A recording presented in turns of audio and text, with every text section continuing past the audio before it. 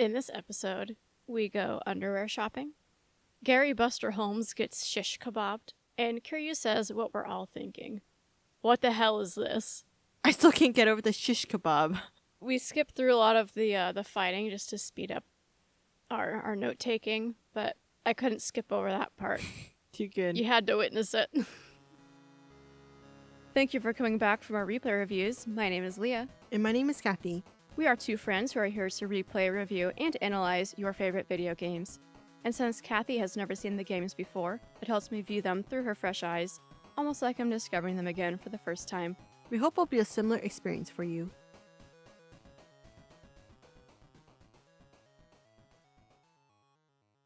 Alright then, Chapter 5, Hidden Past. Kiryu and Sayama arrive in Kamurocho. Sayama's not doing too good, so Kiryu takes her to a now abandoned Serena. He then heads on his own to Tojo HQ to fill everyone in on what's going on. Why are they trying to force a romance plot between Kiryu and Sayama, with her carrying him in the streets, bridal style? Bridal style. Isn't that what it's called? Or bride style? Or is it? I've never heard that. I gotta Google it now. Doesn't mean it's not a thing, but I've never heard it. I guess it's called the bridal carry, not a bridal style. Bridal style. Bridal style sounds better though.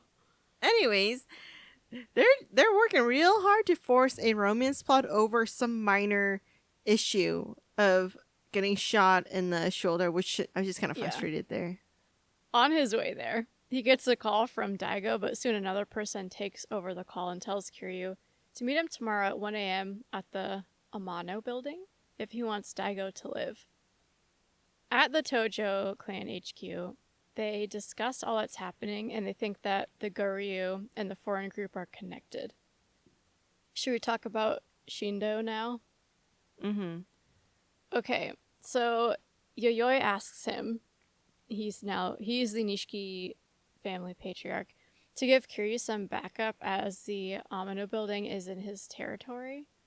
But he says, I don't think so. Basically, the Nishikiyama family is still mad at Kiryu, and they're still loyal to Nishiki. He's even dressed like him. But how cool is it, though? Like, it's kind of cool that he's still commanding respect a year later after his death. That's exactly what I was going to say. Even though Nishiki struggled in the beginning, the fact that in the end his men still respect him, that relationship that he's built demonstrates how much of a great leader he is. Mm-hmm. Because you don't see Dojima's family willing to do that. That's why he's my KFC. He's my favorite character, because the respect he still gets is amazing. This moment honestly pushes him so high up in just cool character. Mm-hmm. He just did so much and he earned it. And the fact that he grew up being pretty much emotionally abused by Kazama, knowing that he's the backup child, yet he still was able to make something out of his name. Mm-hmm. I just love this character. So Yayoi, her name is so fun to say. She has she says she has something personal to discuss with Kiryu. And she gives him a warehouse key saying, the personal effects of several of the officers we lost last year are kept in there. Perhaps you'll find something that can help guide the clan through this. We don't find anything of Nishiki's, which I feel like is a bit of a slap in the face. I mean, I'm glad that we find Majima's dagger, but it's weird that his stuff is the only stuff that we find. Agreed. Upon finding this dagger, though, Kiryu gets the idea that maybe they need Majima to help them through this, so he tells his plan to Kashiwagi and Lady Dojima, and we learn that the Shimano family was absorbed at some point within the past year by the Nishikiyama family. Kiryu's line is, what if he were to come back? And Kashiwagi suggests looking for Majima in Purgatory. I'm excited to see him again, but it's almost like Hideo can't do it by himself, that he needs Majima to come save the day. You're not going to get this because it's a movie reference, but it's all of Justice League is all the superheroes are fighting and they can't win, and then Superman comes into the scene and he single-handedly saves the day. That's what it feels like. he's not enough. We need Majima. And it makes me feel like Majima's the main character, that he's more powerful than Kiryu. That, and I also feel like he keeps trying to pass everything off on other people, like Daigo first and now Majima. Which then makes me confused why everyone thinks so highly of Kiryu. If he can't handle things and he needs Majima to come into the scene, then why did he get so much respect to begin with? This is a series-long question that we've had so far, is what did Kiryu really do? Because Nishiki did way more, but he got way less respect, which is what led to him becoming a villain. Okay, moving on. Once back in Kamurocho, Kiryu gets a call from Sayama, and she's pissed that he took off without telling her, but then she asks him to buy her some underwear and beer, and then pretends like the phone is breaking out so that he can't say no. What a weird scene. He gets the stuff for her and goes back to Serena, where she comes out in a towel and kind of practically flashes him. And my question is, what is she doing?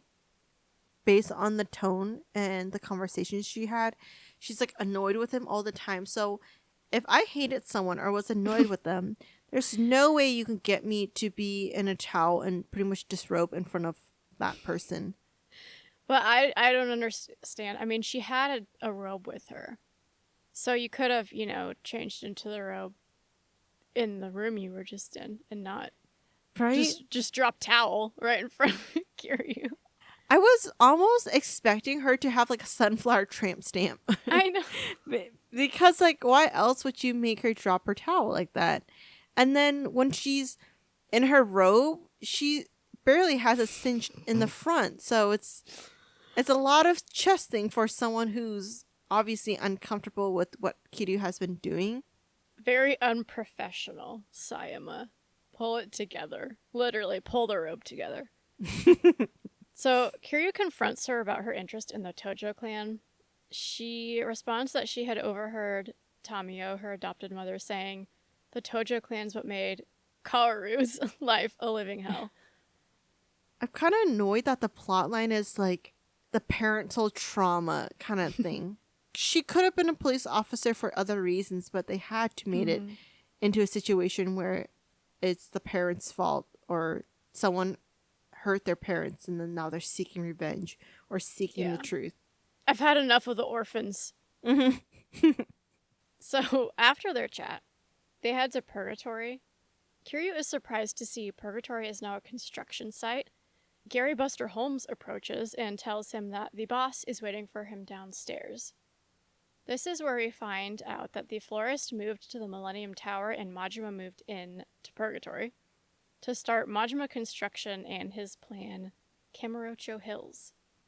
But I do love that his character is consistent, where he goes like, Kiryu! That kind of crazy that we've seen from previous games.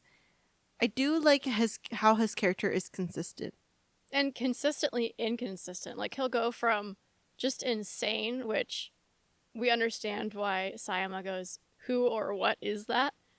But then later in this scene, he'll go to just like super smart, level-headed, talking normally. Kiryu asks Majima to help the Tojo clan, and he is quite resistant, but eventually agrees if Kiryu fights in his tournament. Big surprise, we have to have a tournament in every game. So this is this is where one of his opponents is Gary Buster Holmes, and I happened to have a rather large pull in Kiryu's pocket, which he uses in a choice manner. He lines it up perfectly with, the pooper, the tutor, and then just smashes it in there. And then Gary Buster Holmes' knees go like inward, like those. It's almost as if, imagine Haruka standing still mid-run when her knees are touching and just kind of going inwards. That's Gary Buster Holmes' reaction to getting a pole stabbed up his butthole. What a way to end your opponent. Who animated that? So Kiryu wins, and Majima keeps his word. He says, "Let's hash this shit out over a drink." he says to Majima, I just want you to give them a hand. So he doesn't want him to come back to the Tojo clan. He just wants him to help out a little bit. Are we sure it's not some kind of deeper plan that I'm going to first ask you for a hand and then an arm and a leg and then slowly pull you back into the Tojo clan? I don't know. I kind of get the feeling that Kiryu doesn't know what the hell he's doing. Which is why I question in the previous episode, Kashiwaki's like, what would Kiryu do? I mean, the man doesn't even know himself. We put Kiryu up on such a pedestal, and it really just doesn't make sense. Someone has to explain why Kiryu has so much credibility. If anyone says Kiryu is your favorite character, can you please tell us why? Because I'm curious. And part of that could be that he is flawed, which I understand, but in this game especially, and it might have something to do with Kiwami's the remake of the original game, so maybe they were never planning on a sequel, and they kind of had to force it a little bit. I think that could come into play a bit, but honestly, Kiryu in this game just really irritates me. They talk through everything that's happening, and Majima says, can't help but think someone's pulling your strings. So he does not trust this situation. Specifically, he doesn't trust Ryuji. He says, that crazy will kill ya, then steal your pants. Which is a great callback to, you haven't seen it, but in Yakuza 0, there's a sub-story as Majima where there's a young Ryuji, and he steals your pants. He just goes around stealing people's pants. Oh my god. And it's so weird. So after this conversation, we pretty much learned that Majima never liked Terada, and that people like Majima and Kashiwagi got sidelined when he took over.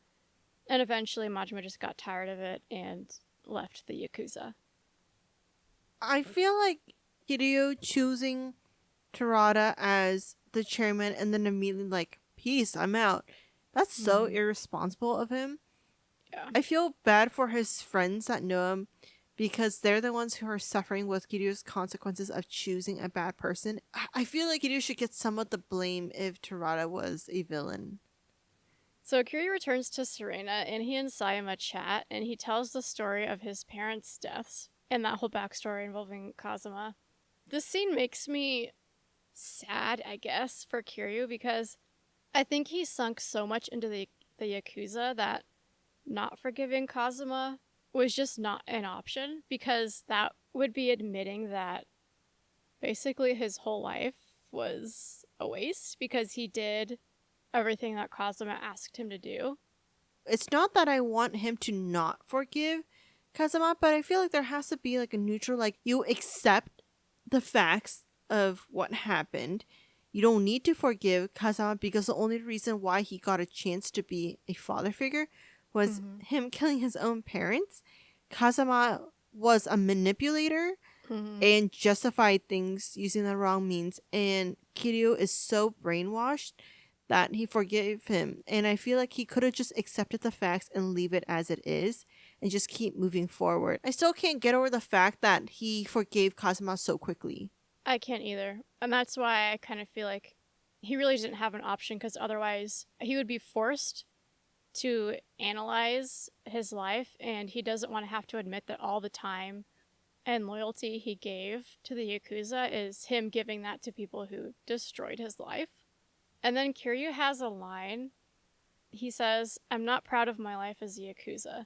Kazuma did that. Yeah. The life you're not proud of is the life that Kazuma built for you. But you won't stop giving this man every benefit of every doubt. Is that lighter that he uses the same lighter from Yakuza 0 that he shared, the lighter he shares with Nishiki? I can't remember at the end who has it. I mean, I don't think Nishiki has it, but... Yeah, I couldn't remember either. I wondered that too. And there was one scene where I was like, oh no, it's not, but I don't know why I thought that. Okay. But I think it could be. They then head out for their meeting at the building at 1 o'clock. And that's all I have. Anything else before we get to Majima? Okay. Nope. So here starts one of the big additions in the Kiwami edition, which is the Majima saga. And we're in Chapter 1, Tojo Clan Reform. It's February 17th, 2006, so about 10 months earlier. Terada holds a meeting and Tojo members are pissed about his reformation project. Basically, you buy your way in. What you earn is how high you get in the rankings. So we meet a couple new patriarchs, Uematsu and Ibuchi. So we learn pretty quickly that this meeting is to use the reformation process to determine the next clan captain. So they pull up a graph of all the family's earnings. And we see that Uematsu and Ibuchi are way, way higher earning than the rest, but Uematsu will be the next captain based off of this new process. The difference is so astonishing on the graph. So one, how is no one questioning if this information is even accurate? Like, who's tracking this? I almost feel like Ibuchi being so supportive of Uematsu becoming the captain, it's suspicious because he's not taking it. It almost seems like he wants Uematsu to take the fall, or that Ibushi is working with Terada to try to get Uematsu to be like the front man or something, the puppet, because Uematsu seems like he's all bark and no brains. Majima, he crashes the meeting and plops down in the captain's chair. And he then summons his men to roll in a ginormous cart of cash, which makes him the highest earner. And he says, next clan captain's gonna be me. Majima is putting Terada in a hard position. He either has to stick with his reformation criteria or abandon it, effectively admitting that he wanted a certain person as captain, and the reformation criteria was just a cover to, like, quell dissatisfaction among the other families. He played him so good. I love how smart Majima is because Kiryu could never. But also, I'm wondering if Terada is really that shallow in thinking that all of a sudden changing this reform and having Uematsu is going to solve his issues, or is he pretending like he's stupid and shallow when he's actually a really calculating man? I think it's a little bit of both. Like, it seems like he's trying to play everybody too, and I think Majima says something along these lines later. He's essentially trying to just get his own men around him and in higher positions, but he's using a cover of the Reformation Project to, like, not just outright say he's doing that, but it's so transparent that he just looks stupid. And then so Ibuchi presses him, like, hey, it's up to you. And his response is, let's table the issue for now. How weak is that? What a weak response. Kiryu chose Terada to be the chairman because he was a smart and neutral and fair person. But this is the man who, if he doesn't get his way and he's trying not to lose face, he's doing that. And I love how Majima puts him to be in that spot of demonstrating his weakness. In the line that he says of, you can't mess with the Tojo clan and not expect its dog to bite you. I love how he fully leans into his nickname. I just love how he doesn't give a flying crap about anything. Like, anything, yet he's by far the smartest person. It's because he doesn't care. That's why he's smart. Yeah. Exactly, yeah. It's great. Everyone loves Majima. You just can't not. I kind of can understand why in Y Serial I was hesitant to like his character. With the background and everything, I didn't really quite understand it. And I think I liked Kiryu's stories, like whenever we see his saga because of Nishiki, but now that Nishiki's out of the picture, I am fully embracing Majima and his smarts. So the meeting disbands, and as Majima leaves, he bumps into Kashiwagi. Can I just say I like their dynamic? Oh my gosh, yes, that's something I was going to mention. How should I say it? It's two highly intelligent men with completely different styles, yet when they come together, it's okay if they're different styles because at the end of the day it works. They have completely different vibes, yet they still mesh together when they have a common goal. Kashiwagi warns him, saying Uematsu's not likely to take a slight like that lying down. Majima doesn't care. Back in Kamurocho, he's jumped by who he assumes are men sent from Uematsu, but one of them says you ought to be worried about your own family. So this is when it appears that Uematsu attacked his family, and so he immediately goes to confront him. That's where we find him dead. He's already dead. I bet it's Ibushi who probably killed him because he was mad that he couldn't be top. So if he's not going to be able to be the puppet, there's no point in keeping him alive. It's definitely fishy. Anything else on Majima Saga Part 1, or should we go to Chapter 6? Chapter 6. Okay. Chapter 6 is Schemes. We're back to Date and Kawara, who meet with Yuya and Kazuki at Stardust. Yuya excuses himself to go get some snacks for them.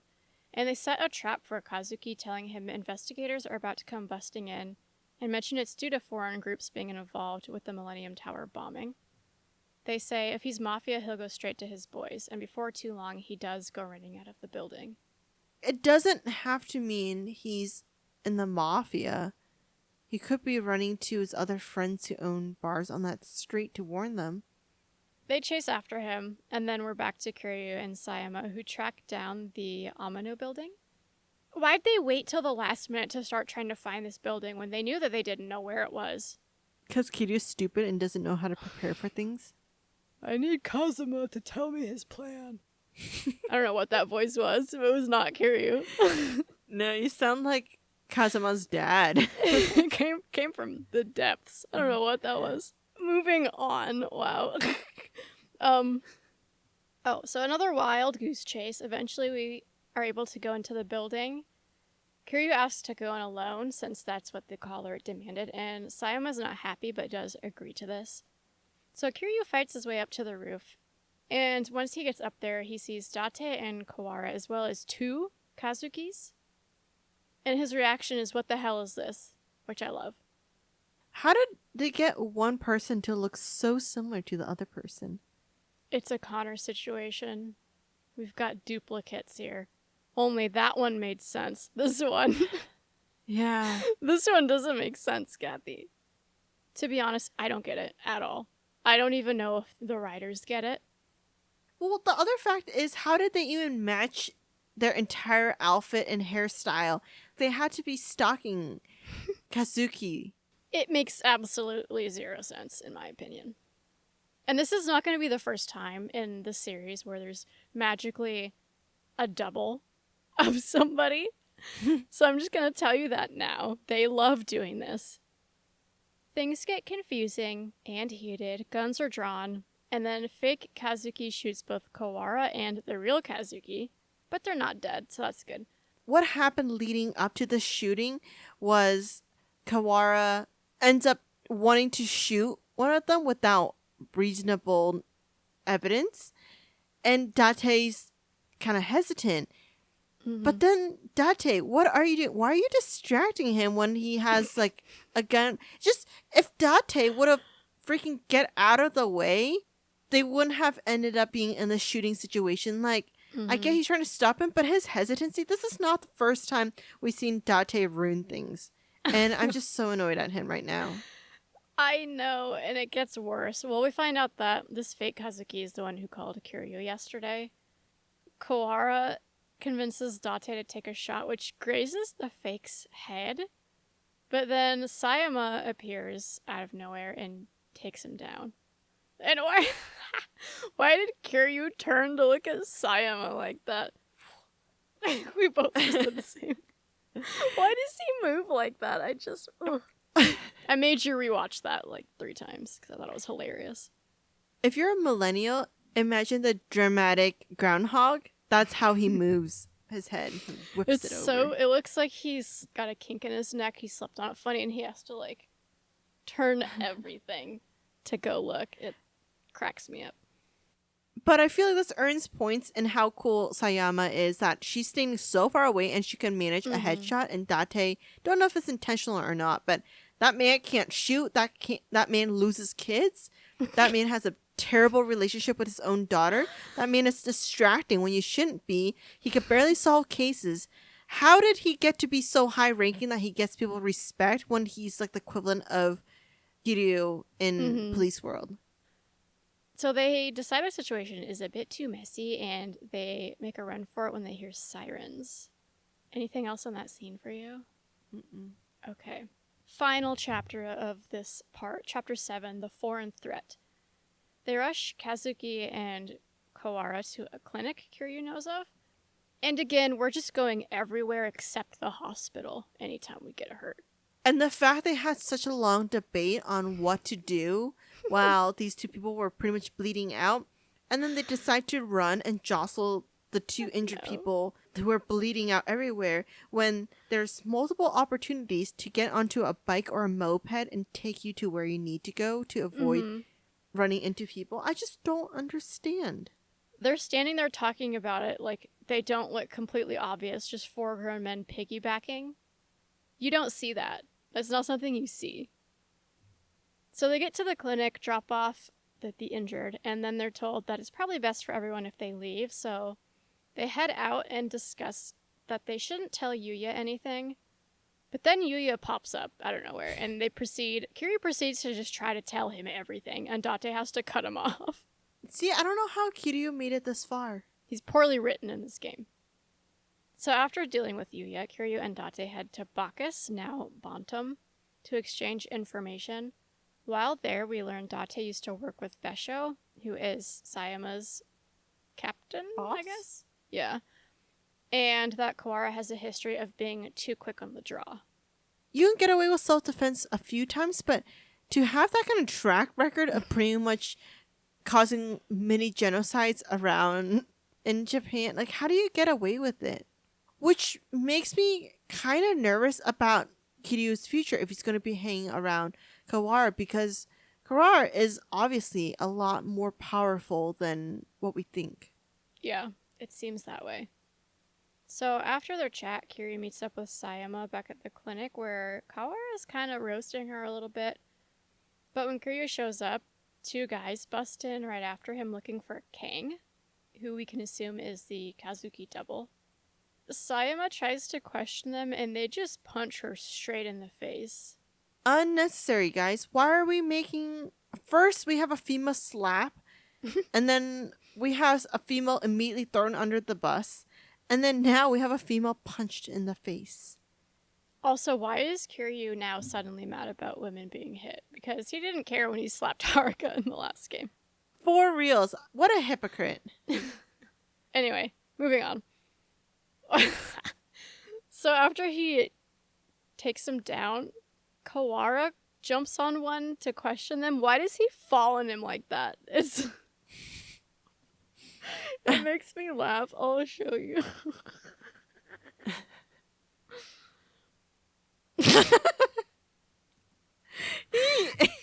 He tripped and fell, Leah. It wasn't intentional. He tripped and fell. He landed with his elbow on the floor. It's so funny. We find out that they're from a Korean syndicate, the Jingweon Mafia. And then all three of them leave to go meet Date at the bar. But before they do, perhaps my favorite line of the game is Kawara saying, "I need to find a change of pants." First underwear and now pants? What is up with this game? And then he has the audacity to say, "Took you long enough when we get to the bar. Like, we ran straight there. I don't know. You did not find pants in that time." They tell Date about the Jingweon Mafia. Apparently Kawara knows Korean and some history about this mafia.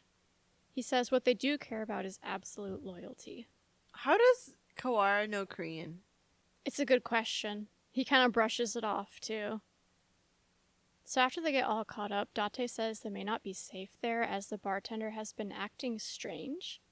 And he found a picture of Kiryu and Sayama behind the bar. Kiryu stays behind to question the bartender, and while doing so, some goons bust in, and the bartender saying, "Please let us kill you," is hilarious. I don't know what kind of response they're expecting to get when you ask someone, "Can I kill you?" Please, like, what do you want him to say? Right. It cracks me up. It's ridiculous. But of course, Kiryu beats them, and the bartender tells Kiryu a whole sob story. The bar's in debt after what happened last year. Kiryu's fault. Drove away customers. Someone came by offering to pay everything off, and that someone was from the Sengoku family, Pistachio, and they gave him the photos. I feel like Kiryu is the type of person who falls for the Nigerian prince scam every single time, because he says this and you immediately are, you take his word for what it is and then you forgive him. It's such a drawn out and unnecessary, like, emotional moment. I don't give a crap about this bartender. Kiryu should have apologized for the ruckus he called that drove away customers last year. That's what should have happened, but no. Okay, so after this, Kiryu heads out to meet the others at Serena, and this is where we learn that Date is wanted for murder after the Amano building incident. Of course, Date's into more hot water. Wouldn't be Date if he wasn't boiling. Well, should we end it? I guess so. Right at 1 hour. Audacity Nice. on 1, 3, 2, 1. Thank you for listening, and don't forget to send in any questions, comments, or game suggestions. You can find all our contact info on our website, replayreviewspod.com, or contact us directly through our site. Did we completely miss something? Are we way off the mark? Or you just want us to take a deeper look at anything from the game? We'll tackle any topics you all want to hear in our season wrap-up episode. We also have a Reddit where we discuss anything we're curious about. Go take a look and let us know what you're thinking. Our theme music is Condemned by Eggy Toast. They'll play you out, and we'll be back next week.